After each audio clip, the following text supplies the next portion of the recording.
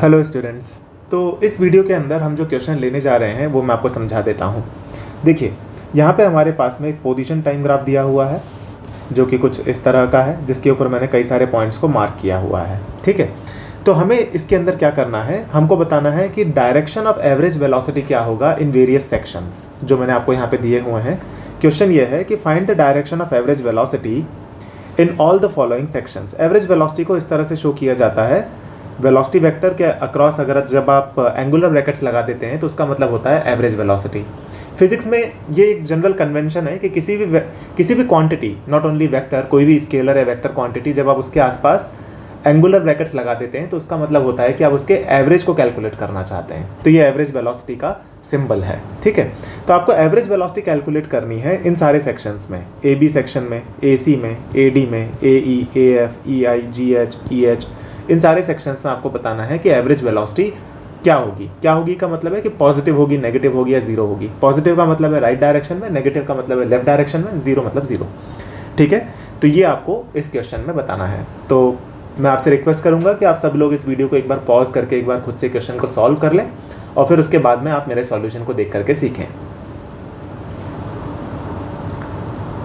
ठीक है स्टूडेंट्स, तो मैं होप कर रहा हूँ कि आप लोगों ने वीडियो को पॉज करके इस क्वेश्चन को सॉल्व कर लिया है अपने लेवल पे। अब हम इसको सॉल्व करते हैं। तो देखिए, हमारे पास में एक ग्राफ दिया हुआ है, हमको इन सारे सेक्शंस में बताना है कि एवरेज वेलोसिटी का डायरेक्शन क्या होगा, पॉजिटिव, नेगेटिव या जीरो। ठीक है, तो देखो इसको कैसे किया जाएगा। तो हमको ये पता है कि पोजीशन टाइम ग्राफ पर जो स्लोप ऑफ सीकेंट होता है वो हमको देता है एवरेज वेलोसिटी। ठीक है, एक तो ये तरीका है कि हम स्लोप ऑफ सीकेंट से हम लोग एवरेज वेलोसिटी निकाल लें। एक और तरीका है एवरेज वेलोसिटी निकालने का जो और ज़्यादा आसान है, वो भी मैं आपको बताऊंगा। दोनों मेथड बताऊंगा मैं आपको। ठीक है, तो पहले हम इसको स्लोप से देखते हैं। तो देखिए, मान लीजिए हमको यहाँ पे हम ये वाला लेते हैं ए बी सेक्शन के अंदर हमको निकालना है कि एवरेज वेलोसिटी का डायरेक्शन क्या होगा। तो अपन क्या करेंगे, यहाँ पे ए से बी को कनेक्ट कर देते हैं। ए से बी को अगर आप कनेक्ट करोगे तो कुछ इस तरीके की लाइन बनेगी, ऐसी लाइन। ठीक है, या फिर अपन ऐसा करते हैं, ए बी लेने की जगह कोई और लाइन ले लेते हैं,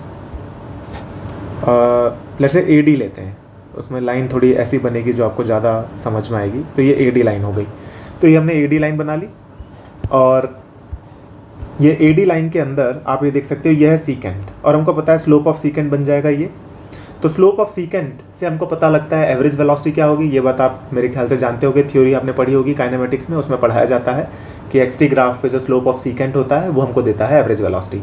तो आप यहाँ पे देख सकते हो कि ए से डी के दौरान अगर आप एवरेज वेलोसिटी कैलकुलेट करते हो, यानी कि स्लोप ऑफ सीकेंट कैलकुलेट करते हो, तो यहाँ पर एक्यूट एंगल बना रहा है पॉजिटिव एक्स एक्सिस से, यानी कि जो इसका टैन थीटा आएगा वो पॉजिटिव आएगा, यानी कि एवरेज वेलोसिटी यहाँ पर पॉजिटिव आएगी। तो ए डी के अंदर एवरेज वेलोसिटी आ जाएगी पॉजिटिव, यानी कि एवरेज वेलोसिटी का डायरेक्शन राइट डायरेक्शन में आएगा, क्योंकि हम राइट को पॉजिटिव लेते हैं जनरली, है ना। तो ये तो हुआ एक तरीका एवरेज वेलोसिटी का डायरेक्शन निकालने का। अब मैं आपको एक और तरीका बताता हूँ एवरेज वेलोसिटी को कैलकुलेट करने का। हमको पता है एवरेज वेलोसिटी का फॉर्मूला क्या होता है। एवरेज वेलोसिटी का फॉर्मूला है change in position divided by time, है ना, x2 minus x1 divided by t2 minus t1।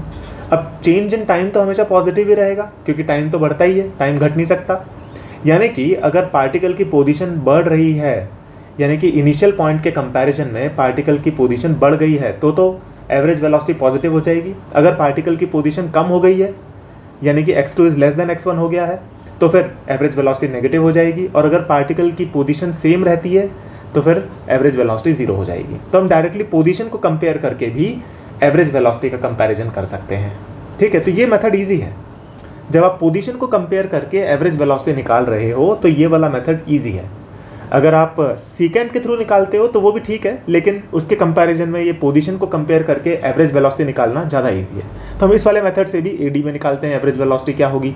तो देखो, ए से डी तक जब आप जा रहे हो तो ए पर तो पोजीशन जीरो है और डी पर जो पोजीशन है वो ए के कंपैरिजन में पॉजिटिव है, यानी कि ज़्यादा है। यहाँ पे हम देख सकते हैं ज़्यादा पोजीशन है, यानी कि पोजीशन बढ़ रही है ए से डी तक जाने में, यानी कि एवरेज वेलोसिटी ए से डी में आ जाएगी पॉजिटिव। तो ये वाला मेथड इजी रहा ना।